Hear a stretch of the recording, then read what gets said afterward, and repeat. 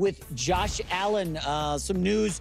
Obviously, he battled through an injury last season, had the broken bone in his foot. Yeah. He had surgery to repair the bone this offseason, and Joe Brady says he's good to go. It will not hamper Josh Allen's status for OTAs. Now, Brady added that Allen could barely walk with the injury, but he was able to play through it.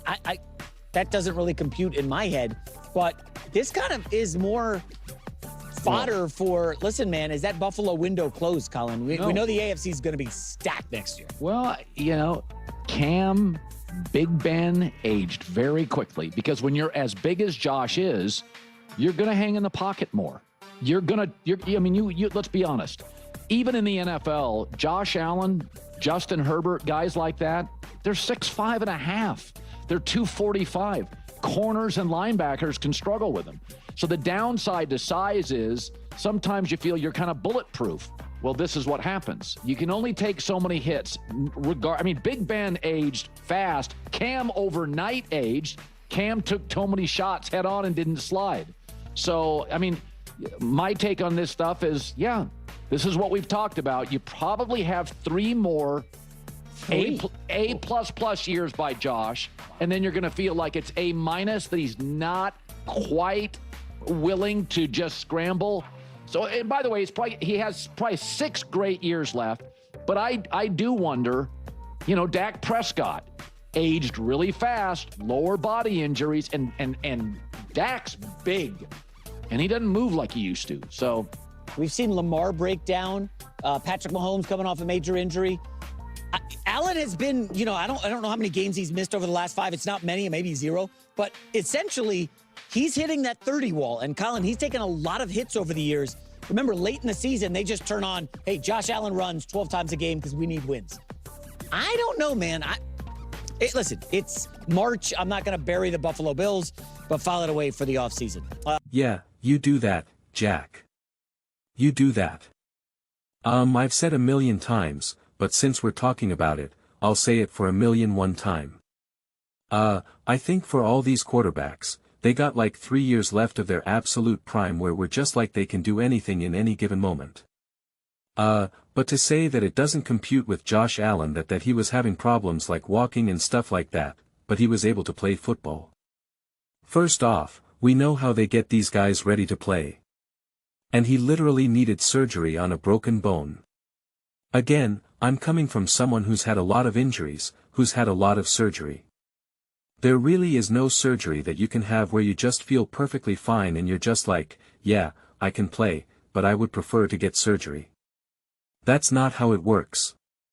This isn't like they're not removing like an extra pinky or something. You're going in and fixing a broken bone, a torn ligament, etc., etc. So, yeah, it makes perfect sense that his body was legitimately compromised.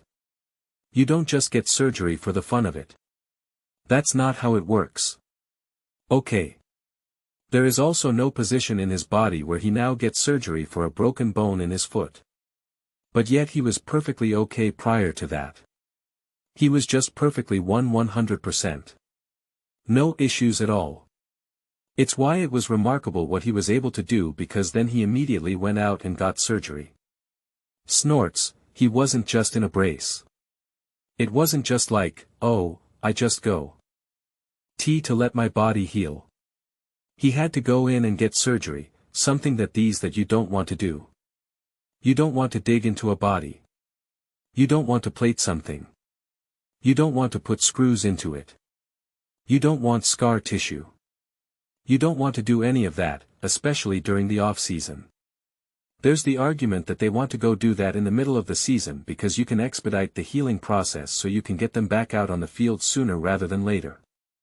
But going into the off-season when you have months to heal, you're not going to just go in and do surgery just for the sake of it. LeBron understands this better than any other athlete out there. Better than any other athlete out there. So yeah, to now just be like, I don't know. This doesn't really add up. Of course it does. Of course it does. That's why it was remarkable what Josh Allen did. So, I was remarkable what Justin Herbert did. So, I was remarkable. Yes. What Aaron Rodgers did. A lot of people talk about injuries. It's clear you never had one. It's clear you never had surgery if you don't understand how ridiculous. I don't care. Oh, it was only a bone in his wrist. I don't care what it was. Oh, it was a small bone in his foot. Yeah, those things matter. Okay. You stub your toe and you feel like you can't walk. So, yeah. These things matter. These things matter tremendously. But where's he said everyone's stacked in the AFC? Who's stacked in the AFC right now? He Chiefs, the Ravens, the Chargers, the Bengals. I don't understand who's stacked. Do people say that the Patriots are stacked? The closest you can say to stacked are the Broncos. And that was a crazy awesome game. Literally came down to overtime. So who's stack? The Colts are stacked. The Jags are stacked. I want to know who are all the stacked teams right now. Is the stacked team in the room with us right now? I don't know the quarterbacks who we know who always balled out in the playoffs. Are they in the room with us right now? Who is it? I don't know who it is. I mean, we haven't seen Lamar Jackson consistently ball in the playoffs. We haven't seen Drake May consistently ball in the playoffs. Patrick Mahomes, the Kansas City Chiefs even making the playoffs. Joe Burrow, are they even making the playoffs? CJ Stroud, are you balling in the playoffs? I don't understand. Justin Herbert, I want to know why the Buffalo Bills window is closing, but other teams' windows are opening. Again, really the best argument would be the Broncos and the Patriots. Totally understandable. Totally understandable. But I don't understand where else do we go from here? And again, I love the Broncos. I love the Patriots. I love all the things that they're doing. I love what the Chargers are doing. All that type of stuff. But again, in relation to the Buffalo Bills, why are they at this disadvantage where a window is apparently closing and that therein according to Jim Max should be buried, but he just doesn't want to do it right now. He'll save it for later. I'm just confused. And again, any of the other teams that you could say, well, listen, they're trending in the right direction. Okay. Where's the evidence and where's the proof? Where's the track record that they will legitimately elevate and be special in the playoffs, especially at the quarterback position? I know Josh Allen has the most total yards per game in playoff history and has the best touchdown to interception ratio in playoff history and has the most rushing yards in playoff history and is second to Jalen Hurts in the most rushing touchdowns in playoff history. That seems like a pretty good quarterback in the piles, right? Yeah. Oh, but he had a not such a perfect game last season. Oh, he had a broken foot and then literally had surgery immediately after the game, but it didn't affect him at all. No, he was on the field. It didn't affect him at all.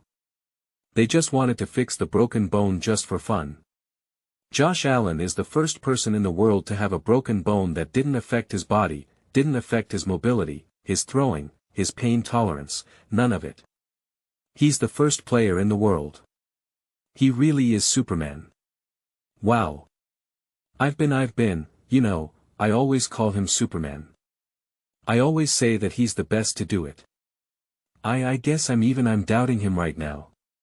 The doctor was like, "Sir, Mr. Allen, I want to do surgery on your bone right now, but I know you don't really need it, but I'm just a little old doctor and I just would love the honor. It would really help my career to say I did surgery on Josh Allen, but it doesn't really matter. You just need sunlight, bubble gum, and some water and you'll be good to go." And he's like, "You know what, doctor? I got your back. I'm a team player. I'll help you out. I'll let you do surgery on me. I don't even know. Seriously. It's just what happens when we want to have these really harsh binary extreme conversations where it's all or nothing. It's just all or nothing. One of the first takes that I really remember just being like, this is so dumb, listening to sports radio when I was really early on, just starting to realize, oh, I actually like sports talk, because I didn't always like it, and I was just like, oh, I actually find myself being more interested in these shows, these conversations, having it playing on the background. I'm like, I actually really like this, and and then I start forming more opinions myself, and I remember I won't say the names. I won't say the names, but they were like, if you're on the field, there's no excuse. Everyone's injured. I was said, everyone's injured. It's January. Everyone's banged up. And it's like, oh my gosh. And at that point, I was 2 injuries away. Didn't even have I was still there. I was, little did I know my future was going to give me another 2 injuries thrown my way. I was actually technically physically less injured in the bad in that moment. And I still was like, what are you talking about? Yes, everyone is a little banged up. I get it. But that doesn't mean what you think it means. Well, if you're on the field, that means you're, there's no excuse. And it's like, oh my gosh, what? Like what? I swear Patrick Mahomes gets more bent of the doubt for rolling an ankle and being perfectly fine on it than Josh Allen gets for literally playing on a broken foot where he needed surgery as soon as the season was over to repair it. Do you understand how ridiculous that is? I mean, do you guys actually legitimately understand? I need you all to just take a second and just really reflect on that. Please talk to anyone you know who's been injured if you don't want to take my word for it. His body was broken and he needed surgery to then immediately fix it. Do we understand that? Do you understand that? That's remarkable. And it's not like it was, oh, it was just kind of clean-up surgery on the knee, or they're just, shaving down some bone, or removing a little bit of cartilage, some cartilage fragments or something, some floating bodies. Sometimes you get surgery and there'll be some cysts or whatever that they could take care of and whatnot. No, this was like a legitimate broken bowel, because I can understand someone who's get some cleanup surgery, which even that is it's a little dicey how they use that word, some cleanup surgery, but it's just like I can still see where some of that makes a little bit more logical sense. No, this was a legitimate broken bone that they then had to fix. Josh Allen. Josh Allen. Josh Allen. We really do. I mean, we got to figure out why it's so hard to have some of these conversations around some of these players. We really do. Sometimes I think it's fandom. Sometimes I think it's lack of experience. Sometimes I don't know. I don't know what the complete picture is. I don't know how we see a story like this and then it leads us to the Super Bowl windows closing for Josh Allen, and because the AFC is stacked. And then I look around the AFC and I'm like, well, who's stacked right now? And the closest I got are the Broncos. And people don't even think that Bo Nix and the Broncos are great. They're third. They're their third to win their own division. And no one's saying the Chargers are stacked. No one's saying the Chiefs are stacked. Nobody cares about Daniel Jones and the Colts. Colin and Jack had a whole discussion that the Jags are losing players. So, who's stacked? Who's then the biggest threat to the Buffalo Bills? Lamar Jackson and the Baltimore Ravens? I don't think so. Joe Burrow and T. He Cincinnati Bengals, Shader Sanders and the Cleveland Browns. What are we doing? What are we talking about? Why do I feel like I'm losing my mind right now? What are we talking about? Am I missing teams? Please tell me I'm missing teams. Who made the playoffs in the AFC last year? Not the Bills, obviously. The Ravens didn't. The Bengals didn't. The Chiefs didn't. The Colts didn't. You had the Texans. Don't think the Bills are fully afraid of them. They have a great defense. I get it. But you're not afraid. The Jags, they beat them. And again, according to them, they're taking a backward step. Not afraid of the Steelers. Not afraid of the Chargers. Not afraid of the Patriots. Not afraid of the Broncos. Even though those teams are good. No disrespect to those teams. You're not afraid of them. You're not like, oh man, we can't beat them. What teams am I missing right now? I'm thinking am I missing I can't even talk. Am I missing an entire division? I don't is there something that I'm not grasping? I mean here are all the teams in the AFC. The Dolphins? No. The Jets? No. The Browns? I didn't miss any teams. Where are the stacked teams? Where are they? And if we go to the other division, who the Vikings, Kyler Murray, we got the Los Angeles Rams, no doubt they didn't make it to the Super Bowl last season. They didn't beat the Seahawks. The Cowboys are afraid.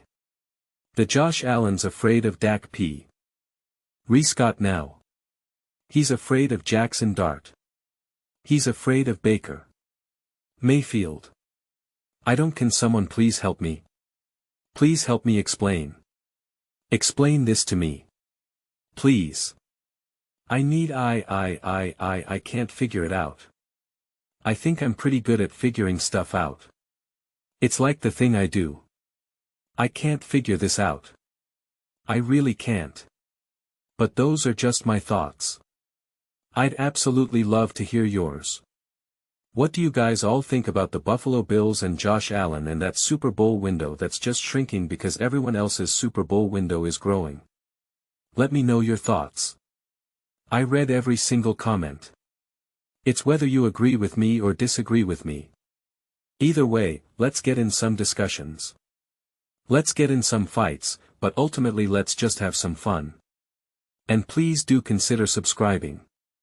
We're building an amazing community here and absolutely love to see you part of it. I want to build something that we all genuinely feel connected to. Something that we're really excited to be part of. I think we're well on our way to doing it. Please don't forget to give this video a thumbs up. This really does help the visibility and the algorithm. Thank you so much.